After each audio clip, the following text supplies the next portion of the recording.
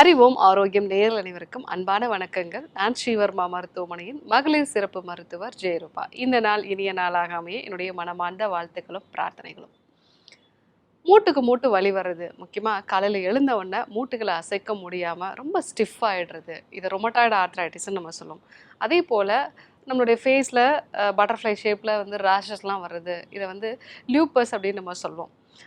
SLE அப்படின்னு நம்ம இன்னொரு பேர்லேயே வந்து சொல்லலாம். சிஸ்டமிக் லியூப்பஸ் எரித்தமெட்டஸ்ன்னு சொல்கிறது. அதே போல் சொரியாசிஸ், எக்ஸிமா மாதிரியான கண்டிஷன்ஸ் நம்ம உடம்புல நோய் எதிர்ப்பு சக்தி செல்கள் நம்ம செல்களையே தாக்கி அழிக்கிறதுனால வரக்கூடிய மிக முக்கியமான பிரச்சனை.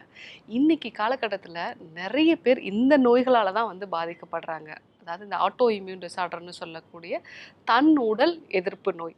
அதாவது நம்ம உடம்புலேயே இருக்கக்கூடிய நோய் எதிர்ப்பு சக்தி செல்கள் ஒரு பாக்டீரியாவோ வைரஸோ வந்தால் அதை தான் தாக்கி அழிக்கணும். அதுக்கு பதிலாக தவறுதலாக நம்ம மூட்டில் இருக்கக்கூடிய குருத்தெலும்பை ஒரு கிருமின்னு நினச்சிட்டு அதற்கு எகைன்ஸ்டாக நிறைய ஆன்டிபாடிஸை வந்து உருவாக்கிறது, நம்ம தோல் செல்களுக்கு எகைன்ஸ்டாக நிறைய ஆன்டிபாடிஸை வந்து உருவாக்குறது. ஸோ இந்த மாதிரியான பிரச்சனைகளால் தான் நமக்கு இந்த முடக்குவாதம் மாதிரியான பிரச்சனைகள், சொரியாசிஸ், எஸ்எல்இ மாதிரியான பிரச்சனைகள் உருவாகுது. இதற்கு ஸ்டீராய்டு வகையான மருந்துகள் எடுத்துக்கும் பொழுது நம்ம நோய் எதிர்ப்பு சக்தி வந்து முழுமையாக வந்து குறைக்கப்படுது. அப்போ நம்ம உடம்பு ஈஸியாக இன்ஃபெக்ஷனுக்கு ஆளாகிறதுக்கு நிறைய வாய்ப்புகள் இருக்குது. அப்போது நம்ம உடம்புல நோய் எதிர்ப்பு சக்தி செல்களை வந்து குறைக்காம நம்ம நோய் எதிர்ப்பு சக்தி செல்களை அதுக்கு முன்னாடி எப்படி செயல்பட்டதோ, ஸோ எது கிருமி எது நம்மளுடைய உடல் செல்கள், இதை கரெக்டாக ஐடென்டிஃபை பண்ணக்கூடிய ஒரு முறையை சிகிச்சையாக நம்ம வந்து கொடுத்தோம் அப்படின்னாலே இந்த பிரச்சனைகள்லேருந்து நிரந்தரமாக விடுபட முடியும். அதுக்கு முன்னாடி இந்த நோய் எப்படி ஆரம்பிக்குது அப்படிங்கிறத நம்ம தெரிஞ்சுக்கணும். ஏன்னா இது குடல்லேருந்து தான் இந்த பிரச்சனை ஆரம்பிக்குது. வாதத்தினுடைய வாலிடம் குடல் அப்படின்னு சித்தர்கள் வந்து எப்பவுமே சொல்லுவாங்க. நம்ம குடல்ல லீக்கி கட் அப்படிங்கிற ஒரு பிரச்சனை ஆரம்பிச்ச பிறகுதான் அது உங்களுடைய உடம்புக்குள்ள கழிவுகள் எல்லாமே முறையாக செரிமானம் ஆகாமல் ரத்தத்தில் கலக்கும் பொழுது அது வந்து நோய் எதிர்ப்பு சக்தி செல்களை தூண்டிவிட்டு உங்களுக்கு இந்த ரொமட்டாய்டு ஆர்த்ரைட்டிஸ் மாதிரியான பிரச்சனைகள், சொரியாசிஸ் மாதிரியான பிரச்சனைகளாக மாறுது.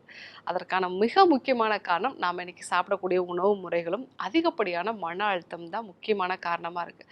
ஸோ அப்போது இதற்கான ஒரு நிரந்தர சிகிச்சை அப்படின்னு பார்க்கும் பொழுது முதல்ல நம்மளுடைய குடலில் இருக்கக்கூடிய லீக்கி கடை தான் வந்து நம்ம சரி பண்ணணும். ஸோ அதற்கு 7 நாள் எடுத்துக்கொள்ளக்கூடிய டீடாக்ஸ் வந்து ஃபாலோ பண்ணுறது நல்லது. ரெண்டாவதாக கருஞ்சீரக எண்ணெய் வந்து எடுத்துக்கலாம். இந்த கருஞ்சீரகம் அப்படிங்கிறது மரணத்தை தவிர எல்லா நோய்களையும் சரி பண்ணுங்கிறது குரானில் சொல்லியிருக்கிறது. அதே போல் விவிலியத்திலையும் இந்த கருஞ்சீரகத்தை பற்றி நிறைய குறிப்புகள் வந்து இருக்குது. ஸோ நம்மளுடைய முன்னோர்களும் இதை பயன்படுத்தி பலன் பெற்றிருக்காங்க. இந்த கருஞ்சீரகம் அப்படிங்கிறது தைமோக்யூன் அப்படிங்கிற ஒரு வேதிப்பொருள் வந்து இருக்குது. அதில் இது நம்மளுடைய செல்களில் இருக்கக்கூடிய ஆட்டோ இம்யூனிட்டி ட்ரிகர் ஆகிறத குறைக்குது. மெயினாக இந்த தைமோக்யூன் அப்படிங்கிறது நம்ம உடம்புல இந்த ஆட்டோ இம்யூனிட்டி ட்ரிகர் ஆச்சு அப்படின்னா நிறைய இன்ஃப்ளமேட்டரி சைட்டோகைன்ஸ் வந்து வெளியே வரும். ஸோ அந்த சைட்டோகைன்ஸ் எல்லாத்தையுமே வந்து இது குறைக்குது. இது டைரெக்டாக இம்யூனிட்டியை கம்மி பண்ணாமல் நம்ம உடம்புல சேதாரத்தை உண்டு பண்ணக்கூடிய அந்த கெமிக்கல்ஸை மட்டும் வந்து அது குறைக்குது. அதே போல் செல்களுக்குள்ள நியூக்ளியர் ஃபேக்டர் காபா அப்படிங்கிற ஒரு விஷயம் இருக்கும். இது நம்ம செல்களுக்குள்ளே இருந்துச்சு அப்படின்னா அது வந்து சைலண்ட்டாக தான் இருக்கும். எப்பெல்லாம் நம்ம ரொம்ப ஸ்ட்ரெஸ் ஆகிறோமோ, எப்பெல்லாம் நம்மளுடைய உணவு முறைகள் வந்து சரியில்லையோ, இல்லை நம்ம உடம்புக்குள்ளே வேறு ஏதாவது ஒரு பிரச்சனை இருந்தது அப்படின்னா இது ட்ரிகர் ஆகிடும். இந்த என்எஃப்கேபி அப்படின்னு சொல்லக்கூடிய அந்த ஒரு ஃபேக்டர் வந்து ட்ரிகர் ஆகிடும். ஸோ அது ட்ரிகர் ஆகும் பொழுது தான் அப்பப்போ நம்மளுக்கு சொரியாசிஸ் பிரச்சனைகள் அதிகமாகிறது. சில நாட்கள் நல்லா இருக்கும், சில நாட்கள் ரொம்ப அதிகமாகிடும். அதே மாதிரி தான் இந்த ரொமட்டாய்டு மாதிரியான பிரச்சனைகள்லையும் சில நாட்கள் வலியே இருக்காது, ஆனால் குளிர்காலத்தில் இன்னும் கொஞ்சம் வலி வந்து அதிகமாகும். எஸ்எல்இ மாதிரியான கண்டிஷன்களே அப்படி தான்.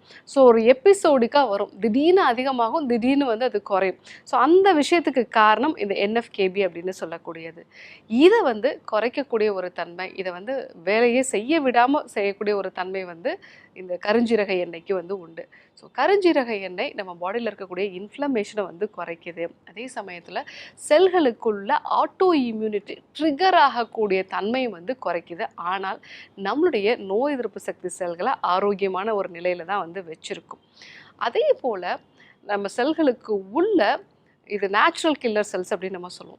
இந்த செல்கள் இருந்துச்சு அப்படின்னா பாக்டீரியா வைரஸஸையும் இது அழிக்கும். உடம்புல தேவையில்லாத கழிவுகள் தேங்குது. இப்போது நம்ம ஆர்பிசி செல்ஸ் வந்து ஒரு 120 நாள் இருக்குது அப்படின்னா அதுக்கப்புறமா அது உடம்பை விட்டு வெளியே போகணும். அதே போல் நம்ம செல்கள் வந்து அதனுடைய ஆயுட்காலம் முடிஞ்சிருச்சு அப்படின்னா உடம்ப விட்டு வெளியே போகணும். இந்த ப்ராசஸ் எல்லாத்துலேயுமே இந்த நேச்சுரல் கில்லர் செல்ஸும் சரி, அதே மாதிரி நம்ம பாடியில் இருக்கக்கூடிய அப்பாப்டோசிஸ்ங்கிற ப்ராசஸ் இதெல்லாம் தான் இதை கரெக்டாக முறைப்படுத்தும். ஒரு செல்லு இல்லை அந்த ஒரு செல்லுக்குள்ளே இருக்கக்கூடிய சில பகுதிகள் வந்து சேதாரத்தை உண்டு பண்ணுது அப்படின்னா அப்படியே அதை வந்து அழிச்சு உடம்ப விட்டு வெளியேற்றிடும். இதை தான் வந்து இந்த நேச்சுரல் கில்லர் செல்ஸ் வந்து பண்ணுது. இதனுடைய அளவையும் அதிகப்படுத்தக்கூடிய ஒரு நிலை கருஞ்சீரகத்துக்கு உண்டு. இந்த மாதிரி ஆட்டோ இம்யூன் டிசார்டர்ஸ் எல்லாத்துலேயுமே இம்யூனிட்டியை கம்மி பண்ணாமல் அதே சமயத்தில் நம்ம உடம்புல உண்டாகக்கூடிய இன்ஃப்ளமேஷனை வந்து குறைக்கிறது, நோய் எதிர்ப்பு சக்தியை பேலன்ஸ்டாக வந்து கொண்டு வருது, எது கிருமி எது நம்ம உடல் செல்கள் அப்படிங்கிற ஒரு ஐடென்டிஃபிகேஷனை ப்ராப்பரான ஒரு நிலைக்கு வந்து கொண்டு வருது. இந்த வேலையை தான் கருஞ்சீரக எண்ணெய் வந்து செய்யுது. ஸோ இந்த கருஞ்சீரக எண்ணெய் எப்படி எடுத்துக்கணும்? இது நம்ம கரெக்டான ஒரு பொருளாக பார்த்து வாங்கணும். கோல்டு ப்ரெஸ் ஆயிலாக வந்து இருக்கணும். அது வந்து ஒரு அடர் நிறத்தில் இருக்கக்கூடிய பாட்டிலில் வந்து இதை ஸ்டோர் பண்ணி வச்சுருக்கணும். இந்த மாதிரி இருக்கக்கூடிய இந்த கருஞ்சீரக எண்ணெய் அதை 1 டீஸ்பூன் அளவுக்கு காலையில் வெறும் வயிற்றில் எடுத்துக்கிறது நல்லது. அப்போ தான் உங்களுடைய உடம்புல இந்த குடலில் இருக்கக்கூடிய பாதிப்புகளும் வந்து குறையும், நோய் எதிர்ப்பு சக்தியும் வந்து கரெக்டாக பேலன்ஸ்டாக வந்து ஆகும். இது கொஞ்சம் ஒரு ஒரு மூலிகை எண்ணெய் மாதிரியான ஒரு ஸ்மெல் வந்து இருக்கும். ஒருவேளை உங்களுக்கு சர்க்கரை வியாதிலாம் இல்லை அப்படின்னா நீங்கள் தேன் கலந்து வந்து எடுத்துக்கலாம், இல்லை வெதுவெதுப்பான வெந்நீரோட கலந்து வந்து எடுத்துக்கலாம். ஸோ அந்த மாதிரி எடுத்துக்கும் போது நான் சொன்ன இந்த எல்லா பலன்களுமே வந்து கிடைக்கும். நிறைய பேர் இன்றைக்கி ஆட்டோ இம்யூன் டிசார்டருக்காக வலியோட அளவு அதிகமாக இருக்குன்னு சொல்லிட்டு ஸ்டீராய்டு மருந்துகள் எடுத்துகிட்டு இருக்காங்க. இது வந்து ஒரு புலி வாலை பிடிச்ச மாதிரி தான். ஸோ அந்த மருந்துகளையும் விட முடியாது, இந்த நோயிலேருந்தும் மீண்டு வர முடியாது. ஆனால் அதற்கு ஒரு முறையான சிகிச்சை வந்து கொடுத்தோன்னா கண்டிப்பாக அதிலேருந்து மீண்டு வர முடியும். முதல்ல நம்ம குடலை சுத்தம் பண்ணணும். 2வது இந்த கருஞ்சீரகம் சேர்ந்த எண்ணெய் வந்து எடுத்துக்கலாம், கருஞ்சீரகம் சேர்ந்த மருந்துகள் வந்து நம்ம எடுத்துக்கலாம். கருஞ்சீரக எண்ணெய் வந்து 1 டீஸ்பூன் மார்னிங் வந்து நம்ம எம்டி ஸ்டமக்கில் வந்து எடுத்துக்கும் போது கண்டிப்பாக இது ஆட்டோ இம்யூன் டிசார்டரில் நல்ல ஒரு மாற்றம் வந்து இருக்கும். இன்றைக்கி ஆட்டோ இம்யூன் டிசார்டரை பற்றி நிறைய விஷயங்கள் நம்ம தெரிஞ்சுக்கிட்டோம். மெயினாக இந்த rheumatoid arthritis, SLE, psoriasis, eczema மாதிரியான கண்டிஷனில் நம்ம உடம்புக்குள்ளே என்னென்னலாம் பிரச்சனை உருவாகுது, இதை சரி செய்கிறதுக்கு கருஞ்சீரக எண்ணெயை எப்படி பயன்படுத்தலாம், இதெல்லாம் நம்ம தெரிஞ்சுக்கிட்டோம். கண்டிப்பாக ஃபாலோ பண்ணி பாருங்கள். யாருக்கெல்லாம் இந்த விஷயம் தேவைப்படுமோ அவங்களுக்கும் இதை சொல்லுங்கள். இதே போன்று இன்னொரு அற்புதமான தகவலோடு உங்களை சந்திக்கிறேன். நன்றி, வணக்கம்.